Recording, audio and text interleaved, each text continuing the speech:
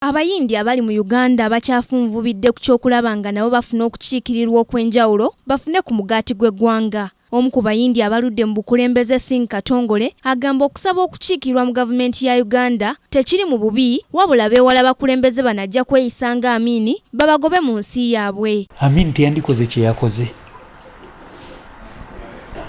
kubanga ne mu constitution ejja kumanya tewali Abannayuganda abatali baddugavu. Singh agamba nti abayindi Bannayuganda basukka mu mutwalo mulamba nga kye basaba kati kwe kufuuka erimu ku ggwanga erimanyikiddwa mu mateeka ga Uganda. Ffe abamu abazaalibwa muno bajjajja baffe bajja 1900 twerabirwa be bagabanya tribes kye tusaba. Ku mitendera gy'obukulembeze mu Uganda, abayindi abaafuuka Bannayuganda bakkirizibwa okwetaba mu byobufuzi. Wabula ye Singh agamba waliwo ensonga ze baba baagala okwetuusiza nga bo Bannayuganda abeeru nga tebayiseemu bakulembeze baliwo. Yes, twetaba mu byobufuzi.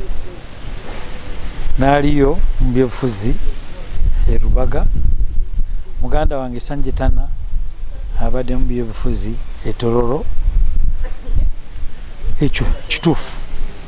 Twetabamu naye still olaba mu Uganda tulina youth ba region, buli region eri represented. Naffe tulina community nene y'abantu Bannayuganda barangi eyo. Tusuubira nti tetufuna kuwulirizibwa emala. Katongole agamba bo basosolwa nnyo olwa langi yaabwe ate nga Bannayuganda kubanga ne mu kufuna ndagamuntu bali bagaaniddwa nga n'olwekyo beetaaga okukiikirirwa okw'enjawulo. Oluusi batuyita bagwira ate tuli Bannayuganda nga ku National Identity Card.